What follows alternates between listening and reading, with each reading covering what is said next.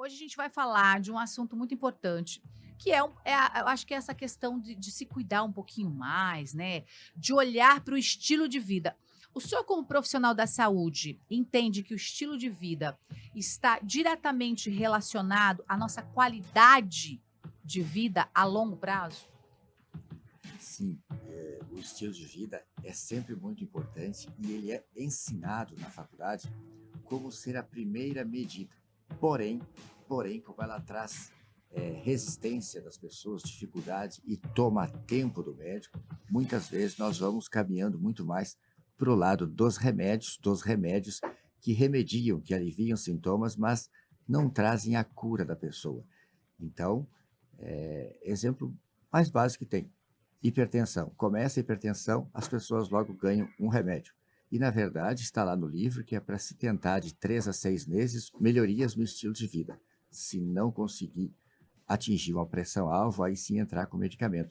Mas a propaganda da indústria dos remédios é tão grande que a gente vai se tornando quase que obrigado a colocar o A remédio. gente vai ficando dependente do remédio para, na verdade, não resolver, né? Porque a gente fala, ah, eu vou tomar remédio para resolver, mas na verdade, nesse caso, como você citou da hipertensão, não vai resolver, ele vai só protelar o problema, né, doutor? Não, os remédios, a grande maioria, eles são só sintomáticos, eles só aliviam o sintoma e não agem na cura. Algumas coisas em remédios são curativas. Por exemplo, eu tenho uma infecção, uma pneumonia. O antibiótico ele entra lá para ser Uhum. curativo, realmente. Mas remédios para depressão, para ansiedade, para hipertensão, para diabetes, eles são todos paliativos, eles todos só aliviam o sintoma. A gente precisa fazer mudanças no estilo de vida para conseguir resolver e esse sintoma não vir mais visitar o meu corpo, visitar a minha vida. Bom, a gente fala muito sobre a questão, e as pessoas falam muito hoje sobre o sono, né? A qualidade do nosso sono. Hoje as pessoas, eu conheço muitas pessoas que tomam remédio para dormir, que tomam remédio para acordar, ou seja, as pessoas até na coisa, uma das funções mais básicas que o ser humano tem, que é o dormir, o acordar, é o, né, o praticar atividades, fazer um movimento, as pessoas hoje precisam de remédio. Sim, quando a gente precisa de um remédio para dormir, na verdade a gente não está dormindo, a gente está sendo apagado, colocado quase em coma. E realmente acontece isso. Muitas pessoas buscam por medicamentos para dormir, e se esse medicamento tem um efeito residual no dia seguinte, as pessoas querem um medicamento para acordar.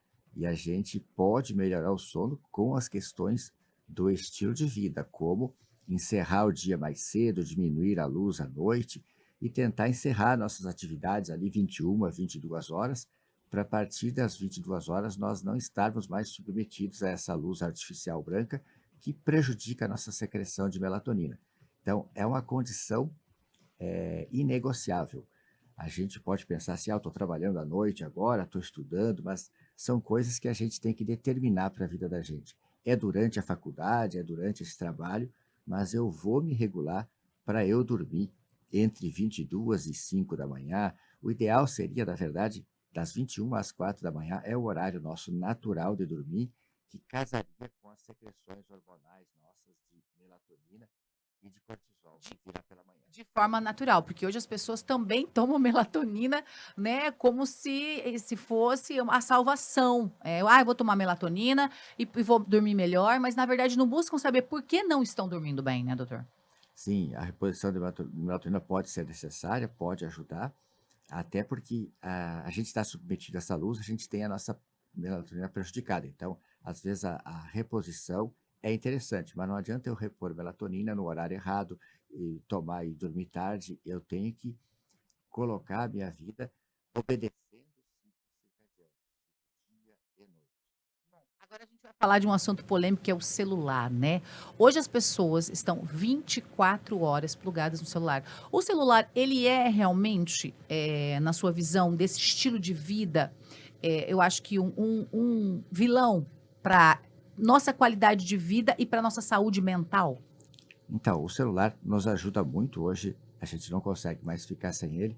É de novo, a gente tem que ter rotinas. Então, eu tenho que estabelecer para mim que 21 horas, 22 horas eu encerrei o celular, eu boto em modo avião, deixo distante de mim e vou dormir, vou fazer minhas coisas, porque senão a gente vai acabar estressando mais o nosso corpo. Se eu ficar respondendo todas as mensagens, todos os problemas que chegam até mim a todo instante, eu não vou ter descanso. E aí eu vou começar a não manejar direito o meu estresse. E é outro ponto que a gente tem no estilo de vida, o sono, manejo do estresse.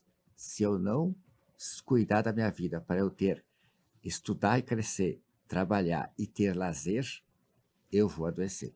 Eu preciso, durante toda a minha vida, balancear isso. Crescimento ou estudo, né? Trabalhar, quer dizer, produzir, e ter o meu momento de lazer, de descanso. Isso eu tenho que ter dentro do meu dia, eu tenho que ter dentro da minha Como se semana, eu fosse uma tenho que ter dos regra. meus dias, uma regra. Criar regras Eu pra gente. preciso ter instrumentos que eu maneje o meu estresse. Isso eu vou buscar na terapia, na religiosidade, ou até em questões de lazer. Fazer algo que a gente goste. Só fazer esse parênteses, eu, por exemplo, Ah. eu fiquei muitos anos só na vida de plantão, consultório, estudar, dar aula, e depois eu me dei conta que eu precisava fazer alguma coisa que eu gostasse. Eu busquei as ligações, né, com a minha infância, da vida rural. E aqui em Sinop, onde eu fui recebido, foi no CTG. E agora a gente, apesar de não ter tempo, a gente entrou para a direção do CTG para trabalhar por aquilo lá, para erguer, para ter aquilo lá, para ser um local de lazer para os Para nossos outras filhos, pessoas para também, outras né? filhas e para os nossos filhos do futuro. E aproveitando, domingo agora vamos ter churrasco completo lá em Domingueira, domingo dia 4, para todos irem, o almoço bem tradicional gaúcho, e o Adriano e o Rafael tocando toda a tarde. A gente vai trabalhar, mas à medida do possível Vai vamos dar uma também dançadinha. dançar. E falar disso, eu acho que assim, encontrar as raízes ou descobrir na dança, ou numa, às vezes a pessoa. Aqui a gente, em Sinop, a gente tem muito pouco opção para dançar, principalmente para os casais. Então, de repente, até uma terapia, não só para um, mas para o casal também, para ter essa interação, porque dançar aproxima, a gente recupera aquela intimidade, isso é uma opção muito legal para as pessoas que, de repente, estão buscando se reencontrar, até mesmo no casamento, né, doutor Toledo? Sim, e até, não sei se tem tão pouca. Aqui tem vários clubes dos idosos, eles chamam, né, que as pessoas dançam Aham. muito e só tem essa conotação. Idosos, aí muitos jovens não vão. Mas eu, por exemplo, frequento e vejo que tem muitos jovens e acho que é muito interessante os jovens passarem a participar mais disso, que é um ambiente muito bom e tem dança, a dança é um exercício físico já também. Sim, e traz aquela alegria, né, aquela leveza. E a gente volta a falar, a gente falava aqui da questão do sono, a gente falava também, dessa questão física e mental, mas a atividade física também, a gente vê vários estudos que comprovam que além de aumentar, né, a nossa expectativa de vida, ela traz, eu acho que esse funcionamento do organismo, da questão hormonal, né, de tudo isso. Então a atividade física não é apenas uma atividade física, ela funciona como um tratamento muito mais profundo, né, para o ser humano, para as pessoas, ainda mais nos dias atuais, né? Sim, a atividade física é extremamente importante e extremamente preventiva para doenças do futuro. Ganho de massa muscular está relacionado a menos Alzheimer no futuro e também muito mais independência. Um idoso, quando ele precisa de ajuda para se modificar, para se mudar da cadeira para a cama, da cama para pé, ele geralmente não vai além de 5 anos de vida, quando ele precisa de ajuda para levantar-se de uma Para cadeira. se locomover, né? E a atividade física é um tema polêmico, que se divulga muito, faça atividade aeróbica, aeróbica. Eu passei a faculdade inteira escutando isso. Uhum. Mas agora a gente sabe que o mais importante é a atividade resistida, ou seja, musculação. Parece que a coisa é feita para não dar certo. Geralmente, a gente, enquanto médico, eu orientava assim: comece pela caminhada, faça um exercício aeróbico.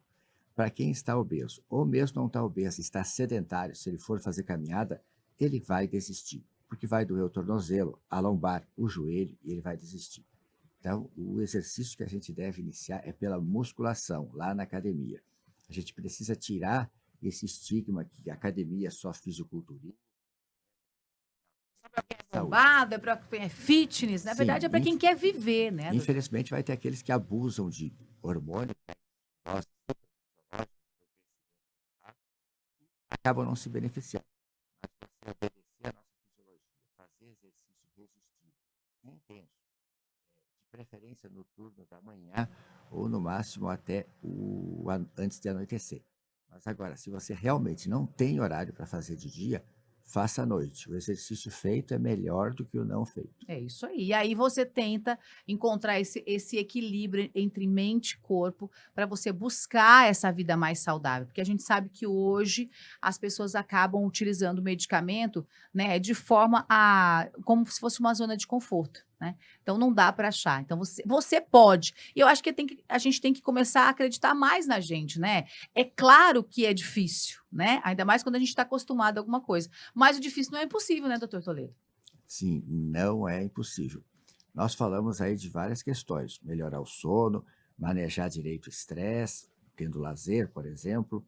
Estamos falando agora da atividade física e talvez a mais difícil seja a questão alimentar.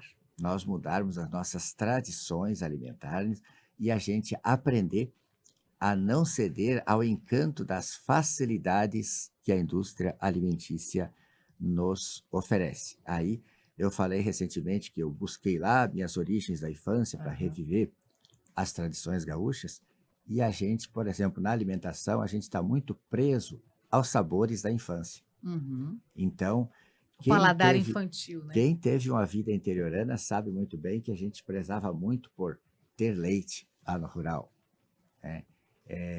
Queijo, doce de Queijo, doce leite, de leite, o pão. o pão. E nas questões alimentares, eh, o ramo da nutrição, da nutrologia, que é mais ligado ao setor da indústria, fala que isso seria terrorismo nutricional, da gente ensinar que, apesar de estar presente na dieta da gente, ele faz um mal pequeno, devagar, a longo prazo da gente, seria o glúten do trigo, a caseína do leite. Então, a gente trabalha incansavelmente todos os dias no consultório, tentando fazer as pessoas mudarem isso, sair da questão de leite e derivados, trigo, carnes processadas, óleos vegetais e margarina, que é óleo vegetal, e todos os industrializados que têm conservantes, por exemplo, tudo aquilo que fica na prateleira e não estraga, e que tem ciclamato monossódico, intensificador de sabor, nos estraga o paladar para as coisas naturais, principalmente das crianças. Aí talvez esteja a nossa questão mais difícil Difícil. de lidar: modificação no hábito alimentar. Esse é o desafio aí para você, né, gente? Mais casca e menos embalagem, né, doutor Toledo? Esse Uhum. é um desafio, claro, porque às vezes as pessoas chegam em casa, né? O macarrão é mais fácil, às vezes o pão é mais fácil do que de você fazer um outro tipo de comida. Mas, né, como se você tiver regras e você se organizar e deixar tudo ali mais fácil, fica bem. Acho que a estrada é menos árdua, mas o importante é tomar a decisão e tem que começar de alguma forma, né, doutor Toledo? E para começar, eu falo aos pacientes no consultório: você precisa acreditar. Para você acreditar, você precisa estudar. Não tem jeito. Hoje a informação é para todos, mas é claro que a gente vai encontrar, por exemplo, na internet, gente falando para todos os públicos. Então, aquele que quer vender para o público que não quer mudar o estilo de vida, vai chamar de terrorismo nutricional Sim. do doutor aqui, falar para abandonar laticínios, trigo, açúcar, alcoólicos e carnes processadas. E vai dizer que você pode comer isso com moderação, porque ele está querendo vender para esse público que não quer mudar. Agora, se você olha para o sistema atual de saúde, para o modo que a gente vive, para o modo que a gente come, e olhando que mais de 50% da nossa população brasileira está na obesidade e sobrepeso, se você acredita que esse esquema que está aí está certo, você não precisa modificar nada.